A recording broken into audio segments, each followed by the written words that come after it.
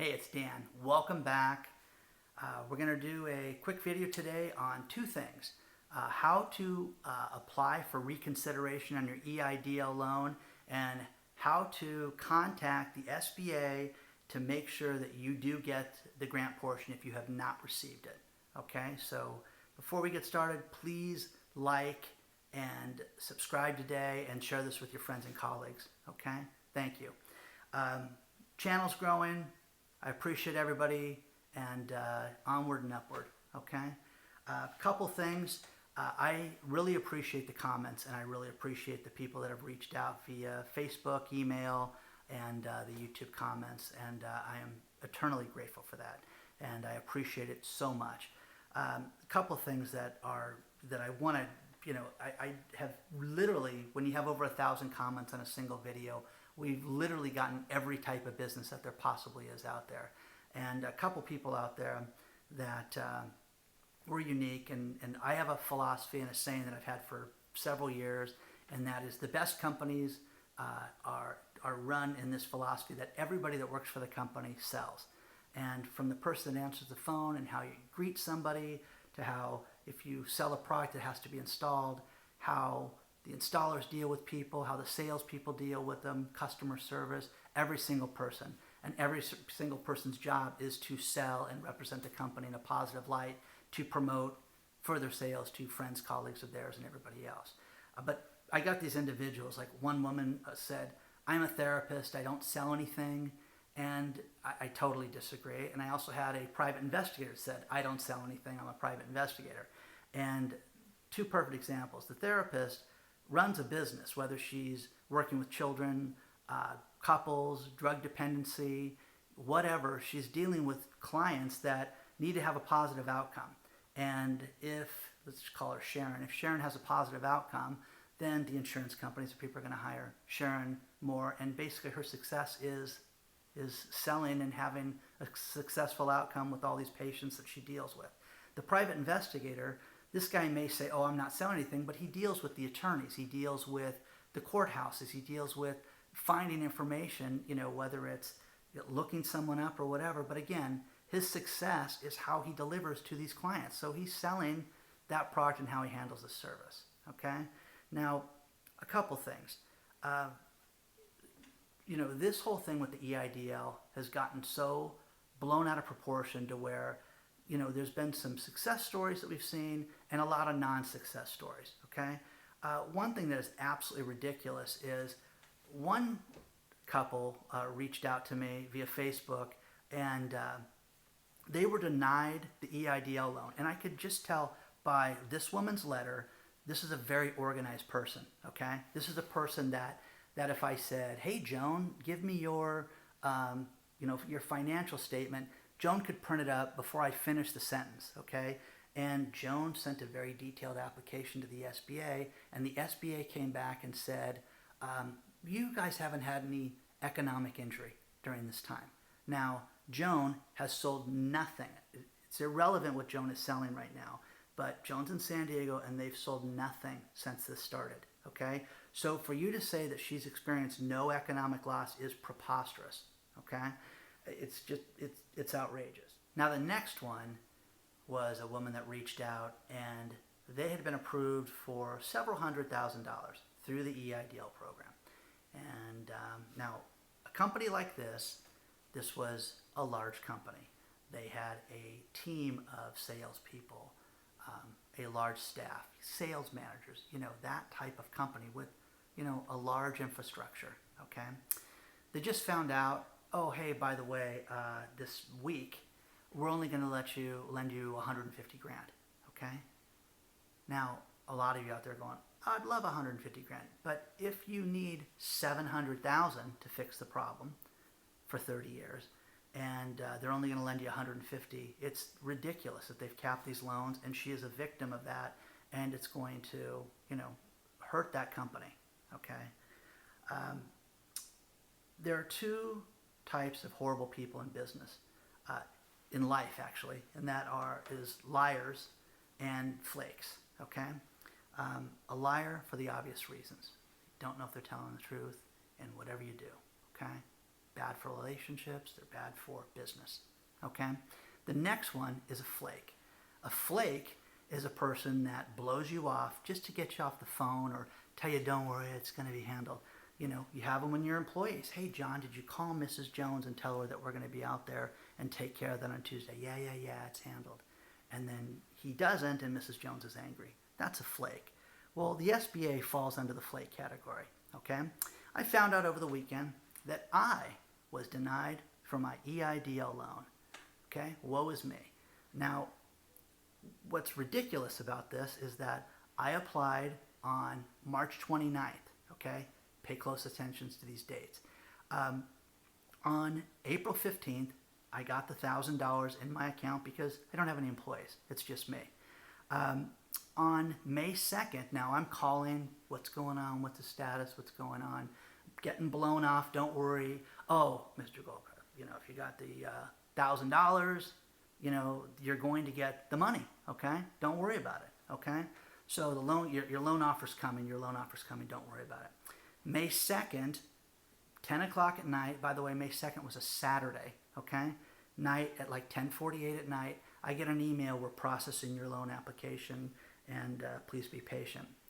A week ago Friday, I called the SBA and out for my evening walk and called them and wanted a status and okay, well, we'll let you know, but just be patient. We're running, 3 weeks behind and you'll get your offer soon, okay? Great.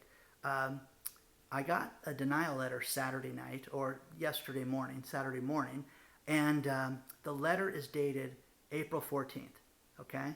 So you have an email that was sent yesterday, which we all send emails all the time, and it takes a second to send an email.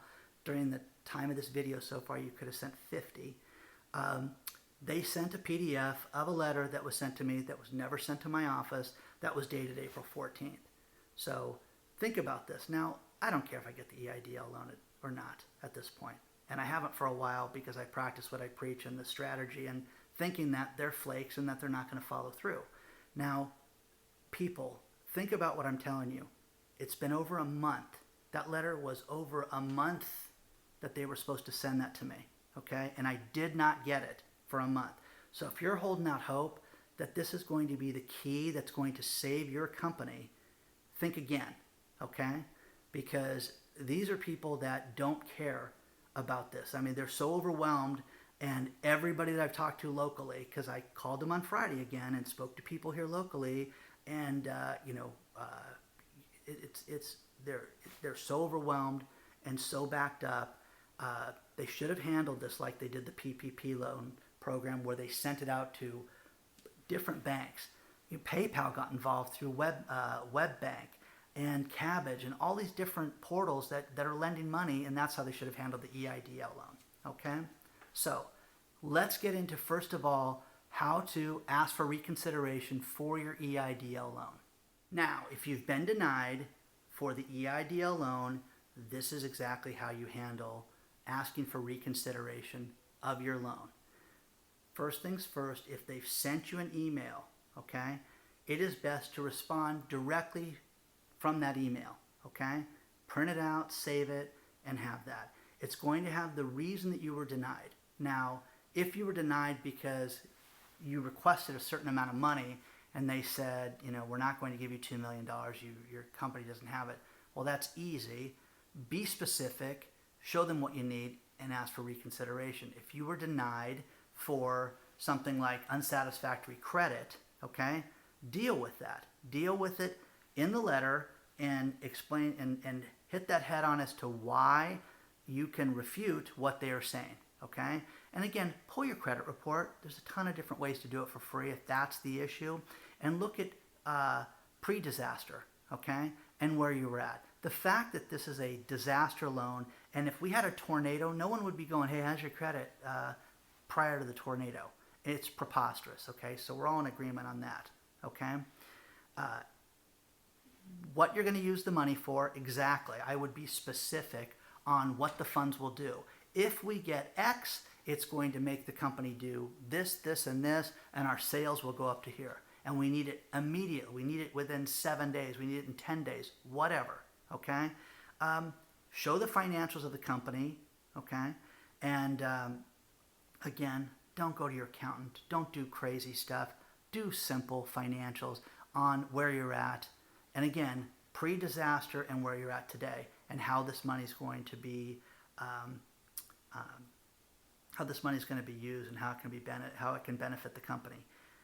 Here's the crazy thing: if you're denied a second time, you still have a third appeal, and it gets sent to, which is probably the best option. It gets sent out to this board that actually looks at it. So again, come up with a solution as to why you need this money and how it's going to benefit the company, and apply for that. Okay? Now, the best thing about this part of the application and going back is that this is going to be reviewed by a loan officer. The loan officer is going to make the decision. This is your best chance to get the loan at this point. Okay? Be specific. Show them why this is going to benefit you, how you've been affected, what it's going to do. Now think about this, okay? $25,000. If that's the number for you guys, I mean, that is $115 and change a month. If you cannot afford $115 a month, you guys shouldn't be in business, okay? So if that's the number for you, or $50,000, look at that payment and how you can justify that payment, whether it's 50, which is $2 something a month, whether it's 90 grand, whatever the number is, okay? Know what that payment is and how you can afford that, okay? And have a plan when you respond to this, because the loan officer is going to look at this and going to make the decision from that. Clear, concise, detailed plan, and they will make an effort on giving you an answer fairly quickly from what they're telling me. We'll see what that means, okay?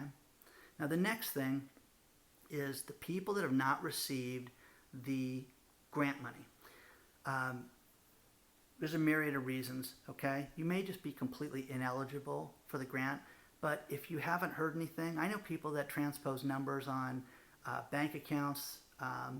They put the bank account where the routing number was supposed to go, things like that. You need to write them a letter and tell them that you want to be funded for your advance. Now, again, the advance has nothing to do with getting the loan. Based on applying, if you applied within the time frame and they were accepting applications and you have an application number, now, again, respond with an email, letter, or fax that has your application number. If you do not have your application number, if you did not save it from that night, I highly recommend that you call the SB 800 number that'll be below and tell them who you are and justify getting that application number so that you can put it on there if you do not have your grant. But I will give you what you should put, and make sure that in your letter to them for the grant that you put your bank account number, your routing number, and you want to make it crystal clear that this is there, and I will have a format for you to send this letter, okay? Good luck to everybody. Again, work your plan. Please, guys, make sure that if you're going to borrow this money, it's going to do what you want it to do. Look at the auto industry right now. Look at Hertz rental cars. Look at the stadiums here in Southern California. There's a guy here that went to the polo fields, and the polo fields are filled with cars, 3,000 cars out there, okay? Can you sell what you can do? I mean, if you had money, could you sell it? Are there customers out there? What's your game plan if you do get this loan, okay? I think this loan is so much better than the PPP loan because these people are starting to realize that they have a fire underneath them. And there's big problems with it. I'm going to do a stimulus update later on in the week. And again, I appreciate each and every one of you. Please reach out on Facebook and Instagram and all that. And please like, share, subscribe, and I will see you soon. And good luck to everybody, okay?